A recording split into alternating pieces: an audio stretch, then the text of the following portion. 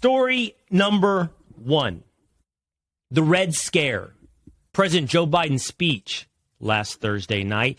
Did it represent a crossing of the Rubicon? Or do we continue to be frogs in boiling water, slowly having the temperature increased? Last Thursday night, President Joe Biden took to the stage in Philadelphia at Independence Hall and gave a speech to Americans for seemingly no other intended purpose than to point out our biggest threat, the threat to American democracy, MAGA Republicans. Whoever choreographed this speech, whoever conceived this speech, really seemed to be intent on painting Joe Biden as America's red menace. I mean that literally. He took to the stage, and behind him in camera shot was nothing but red lighting of a brick wall. The only thing that framed these brick walls, bathed in red light, were two isolated, anonymous Marines. In between those two Marines, stationed center stage, was Joe Biden. Now, overhead lighting meant that he also had shadows cast over most of his profile, over his eyes, over his mouth, over his neck. And you combine that with President Biden's tendency to, when he invokes passion, to instead invoke anger, and you came away with something that really appeared as though it would have been home in terms of imagery in 1930s Germany or in 1950s Russia. It was the imagery of the Red Menace, of Red Scare. It was the imagery of anger. And that was the tone. And that was the message. While Joe Biden sermonized, lectured, hectored the American public, he pointed to one group of Americans as the true threat to the future of American democracy: MAGA Republicans. This seemed to be the purpose of the speech. There was no national announcement. There was no bill signed into law, no executive order to announce, simply to point out that there is one group of Americans who represent a threat to America. This is the second time that Joe Biden has targeted a group of Americans as a threat to America.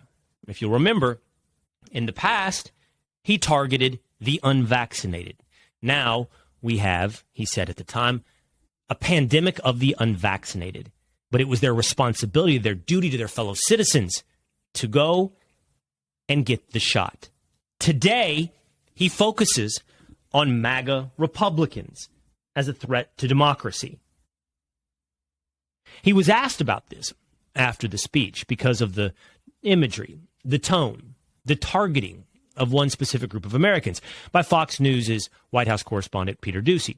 He was asked about whether or not he believed all Trump supporters or all Republicans were a threat to democracy. And he dismissed it as a silly question, as a silly notion. Come on, guys. Of course I don't think Trump supporters are a threat to democracy. But he did go on to say that he believed if you questioned the results of an election or embraced violence, then you were a threat to democracy. He said, I do think, quote, anyone who calls for the use of violence refuses to acknowledge an election that's been run, changing the way you count the votes, that is a threat to democracy. It's an interesting quote when you think about it, because literally every single one of those qualifications for amounting to a threat to democracy have been boxes checked by the Democratic Party over the past 2 decades. And in the past 2 years in particular. Of course, we have the violence embraced in the riots of 2020. Those were described by various news sources as mostly peaceful. They were embraced by most Democratic politicians as justifiable complaints about American culture and society. It was the embrace of the riot, of the crowd. It was an embrace of the vandal, of the rioter. It was an embrace of violence. Check, won. And then Joe Biden said, if you question the results of an election that's been run, you are a threat to democracy. Well, that's an interesting development because the Democratic Party for the better part of 2 decades has rejected openly the results of American elections. In 2000, George W. Bush beat Al Gore, of course. Based upon hanging chads in Florida, that election went to the Supreme Court of the United States, where the count was eventually stopped. As a result, Democrats, since that time and to this day, reject the legitimacy of that election. You can hear it in the words of Howard Dean, of Joe Biden. You can hear it in the words of Al Gore. Virtually every Democrat has said that the 2000 election was rigged. In 2004, George W. Bush won re-election, this time against Democrat John Kerry. And once again, the results of that election were rejected. John Kerry and others talked about voter laws being changed and therefore having an illegitimate election. Barack Obama won in 2008 and 2012, and the Democratic Party accepted legitimacy of those elections. By the time we get to 2016, Donald Trump beats Hillary Clinton. And of course, we then have 4 years of Russian collusion, news stories and investigations and impeachments, rejecting the legitimacy of an American election. 2016 is still an election to this day that many on the left and within the Democratic Party reject. Were they threats to democracy? Once again, Fox News' intrepid White House correspondent Peter Doocy asked White House press director Karine Jean-Pierre about that because she had some tweets in 2016 rejecting the legitimacy of an American election. Listen.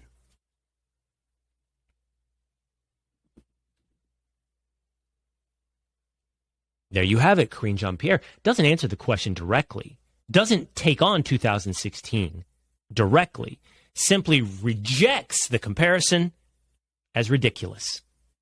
It seems that an election is illegitimate if a Democrat loses. We can go forward.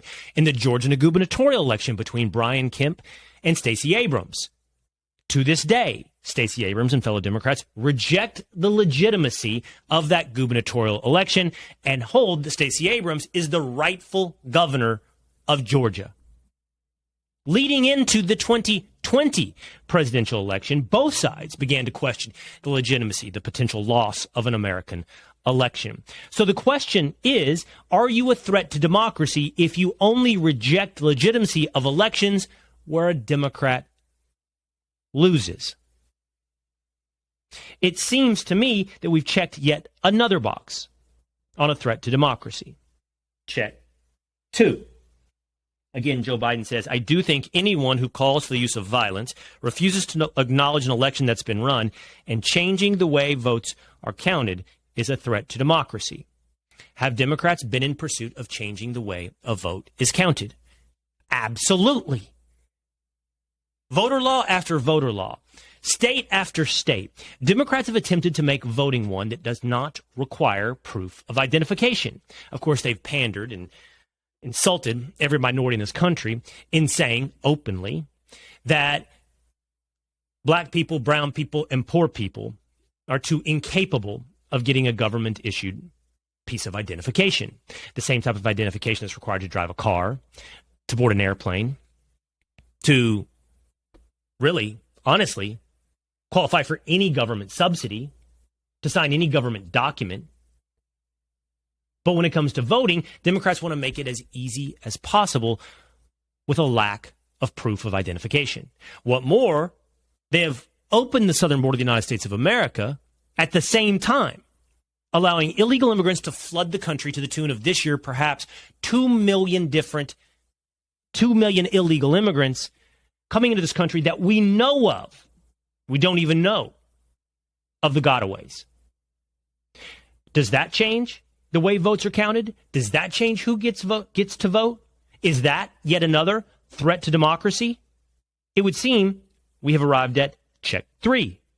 Every single one of Joe Biden's qualifications for one to be a threat to democracy. Anyone who would use violence, 1, anyone who would refuse to acknowledge an election that has been run. 2, anyone that would change the rules to how you count votes. 3 is a threat to democracy. He literally has described the Democratic platform when it comes to democracy over the last 20 years. But everyone knows in the Red Scare speech, he was focused specifically on one group of Americans, MAGA Republicans. Once again, I return to what is extreme about Make America Great Again? I mean, the movement that is embraced beyond Donald Trump, but the concept of Trumpism has adopted principles that at one time were espoused by the Democratic Party of bringing jobs back to America, of reducing unfettered free trade, of looking to fair trade with China, of questioning the results of fair trade, free trade when it comes to America and middle-class jobs at large. There's been a greater focus on the middle class when it comes to even government help with President Trump, amidst government-induced lockdowns, writing checks to middle-class Americans to help them through the pandemic. President Trump and Trumpism was more open to gay marriage than not just any previous Republican president, but his predecessor, Barack Obama, a Democratic president. It seems to me that MAGA Republicans, it seems to me that Trumpism has been a moderating force within the Republican Party, at least when it comes to policy positions. Was extremism specifically defined by those who would question election results? If that's the case, extremism and threats to democracy don't seem the exclusive province of Republicans, as we've just laid out. It is one shared for the better part of 20 years by Democrats. And then it leads us to this. What did that speech represent? A speech bathed in hatred, targeting one group of Americans. Did it represent a crossing of the Rubicon? In 49 BC, Julius Caesar crossed the shallow river known in Italy as the Rubicon. In Caesar's civil war, it ultimately led to Caesar winning that civil war and being declared dictator for life. It's the transition from a democracy to a dictatorship for Rome. It's a single point in history at which you could identify a transition. Has the American Republic seen a similar crossing of the Rubicon? Do we have a moment that we can identify where, quite honestly, our democracy is lost? Or are we frogs, slowly watching the temperature rise, slowly reaching a boil?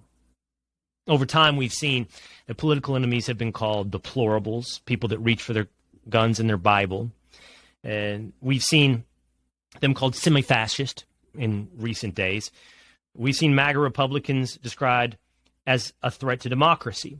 If your enemies, if your political enemies are a threat to democracy, if they're semi-fascist, well, there is really nothing that you need to justify whatever action you might take against them. Jailing, violence, they're an existential threat to the virtues represented in the founding of America. There was a fascinating declaration put out this past week by several members of the so-called civil rights community. Those members of the civil rights community are represented by, for example, leader of the National Action Network, Al Sharpton, and leader of the National Urban League, Mark Morial, the former mayor of New Orleans, where they did the following, quote, "We jointly issued a press statement declaring a state of emergency for American democracy. The president's speech last night," referencing last Thursday's Red Scare speech, "the president's speech last night aligned with a firm and echoed that message that we should declare a state of emergency for American democracy."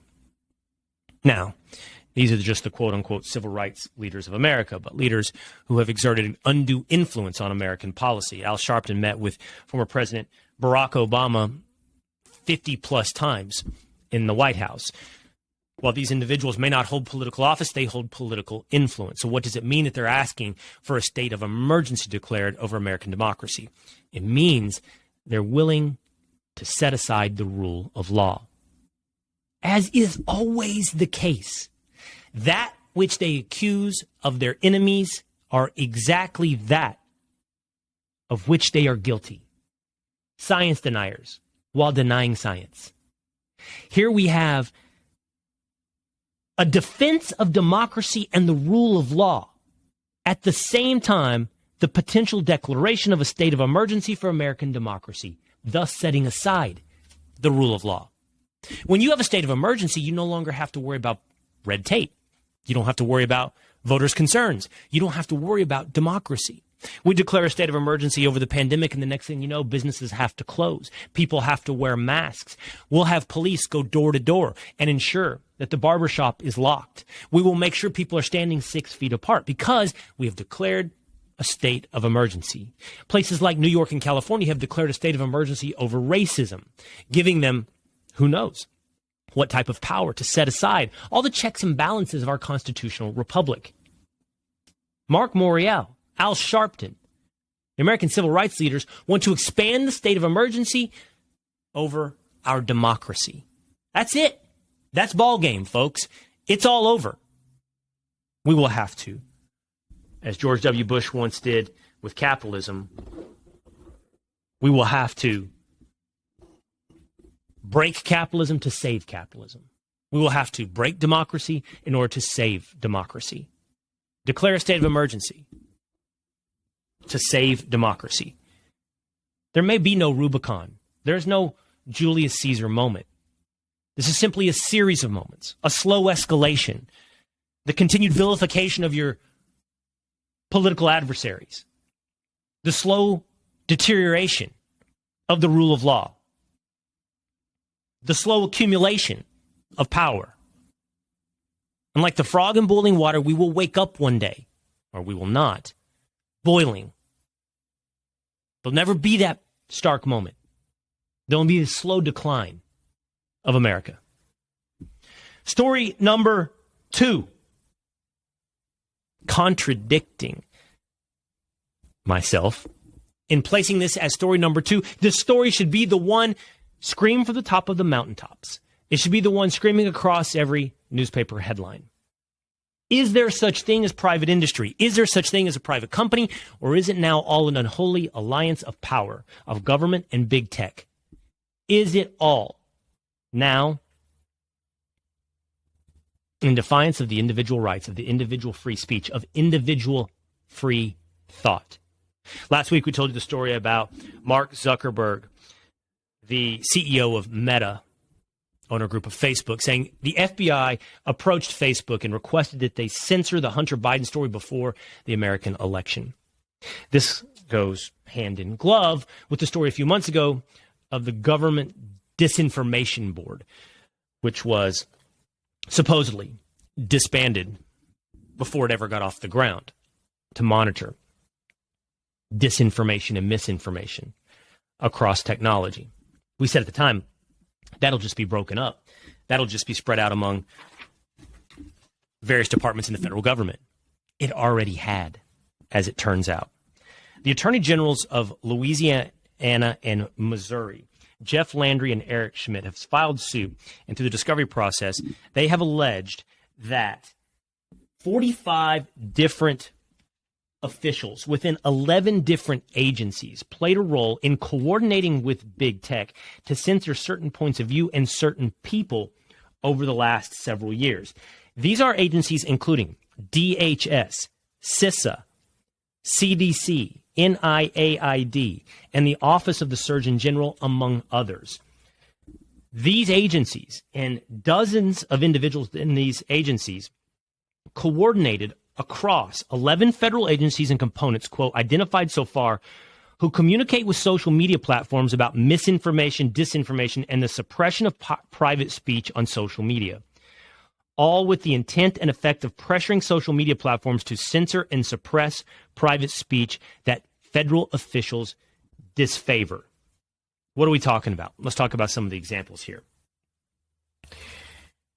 Here is communication between HHS officials and Facebook revealed by these two attorneys general. Quote, "Thanks again for taking the time to meet earlier today. This is from Facebook. We've removed 17 additional pages, groups, and Instagram accounts tied to the Disinfo Dozen. So a total, they're counting now, of 39 profiles, pages, and groups and IG accounts deleted thus far, resulting in every member of the Disinfo Dozen having at least one such entity removed. We also expanded the group of false claims that we removed to keep up with recent trends of misinformation that we are seeing. This is insanity. This is crazy. If these federal agencies are working hand in glove, or rather as the puppeteers of social media companies of what you can read, see, or think. Here's a proposal from a Facebook official to the CDC.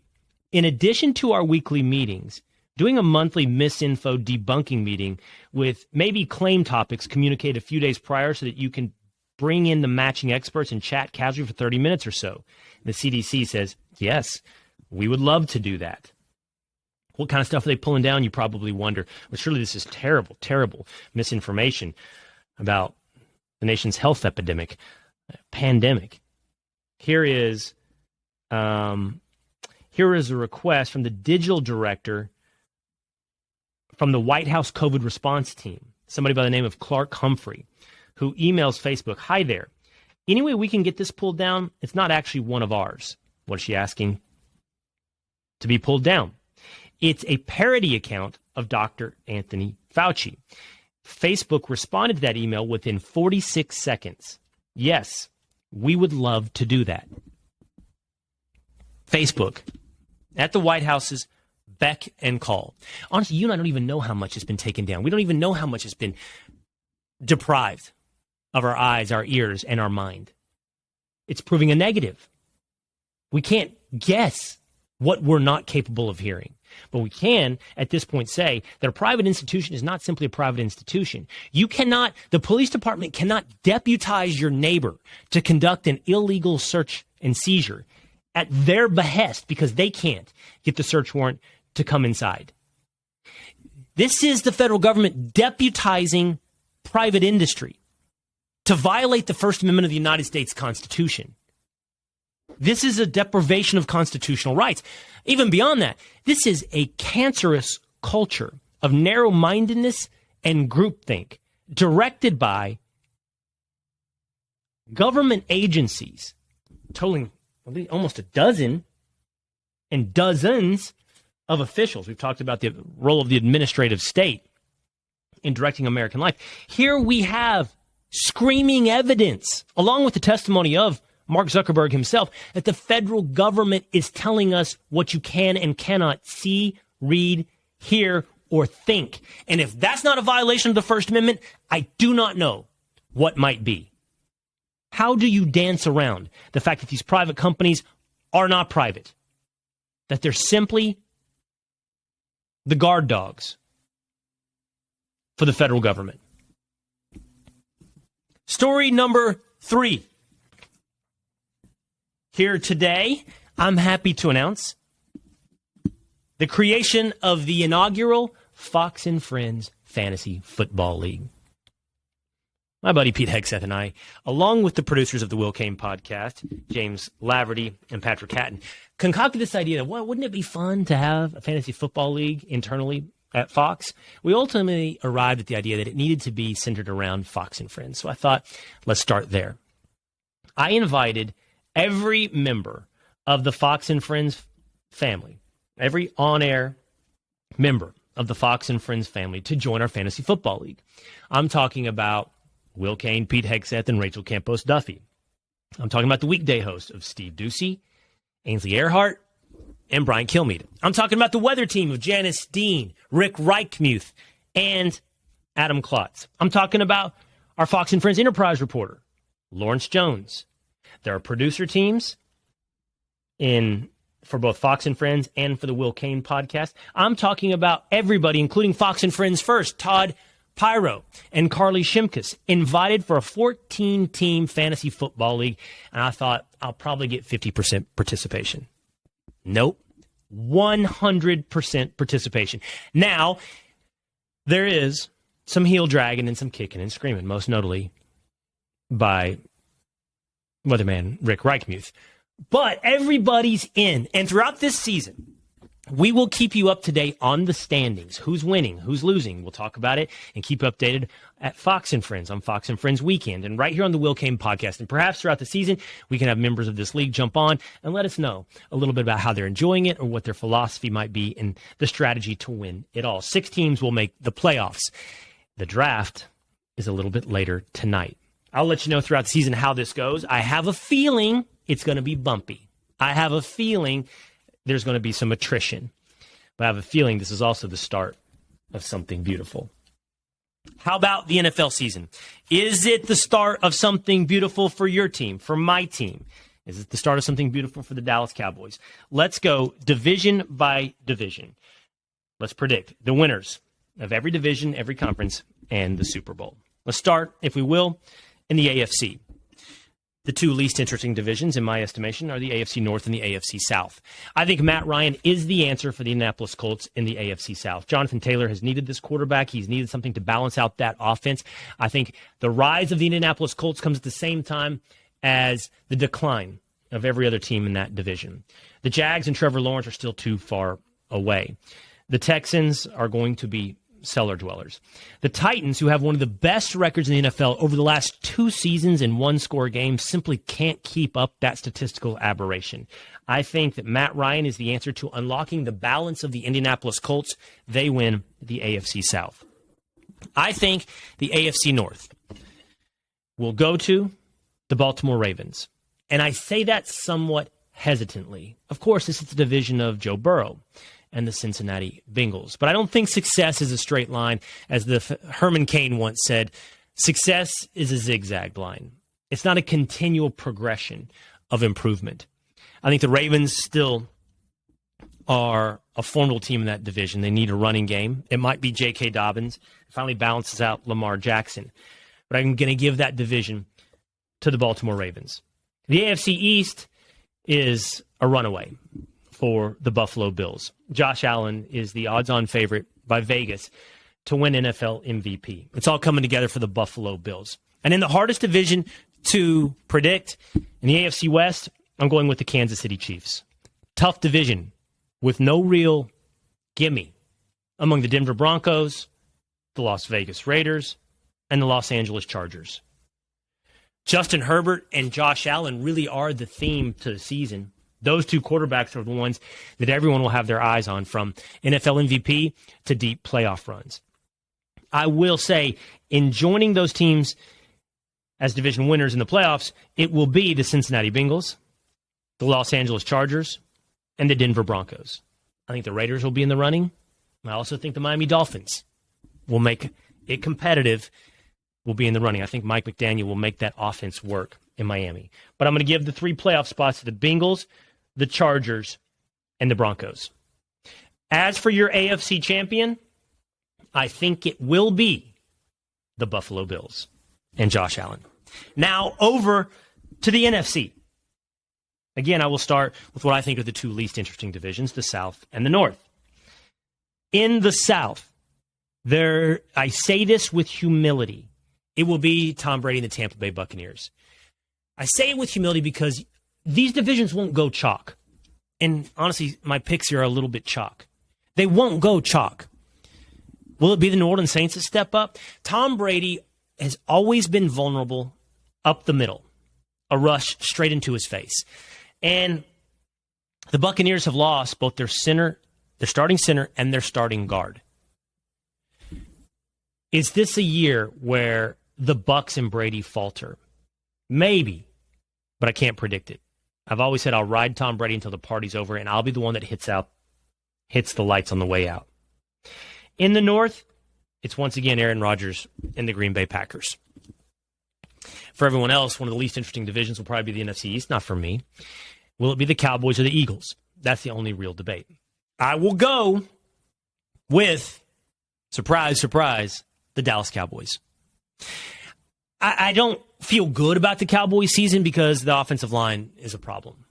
Tyron Smith is out for the season, and you're going to have a rookie left tackle or a 40-year-old Jason Peters as the left tackle of the Dallas Cowboys. I'm nervous. I'm absolutely scared. But I still don't believe an Eagles quarterback, Jalen Hurts, outside of fantasy football.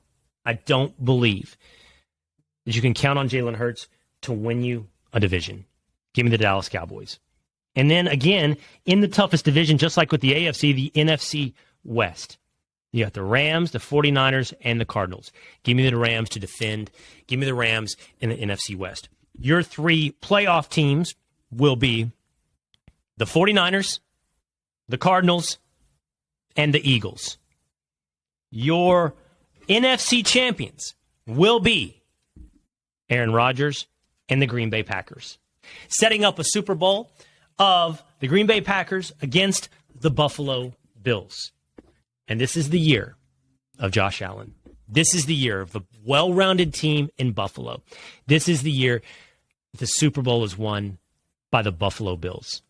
There's my preseason predictions for the NFL. Every Wednesday, we'll do Will's weekly quarterback depth chart. Every Friday going forward, we'll do my picks of the week. Every weekend, I will go live on social media, on Twitter, perhaps on Instagram and Facebook, where you can follow my immediate reaction to the biggest games of the week and the Cowboys games in both college and pro football.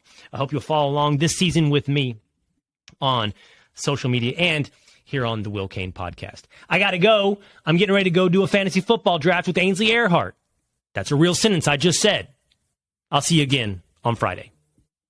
Hey, it's Will Cain. Click here to subscribe to the Fox News channel on YouTube. It's the best way to get our latest interviews and highlights. And click to subscribe to the Will Cain podcast for full episodes right now.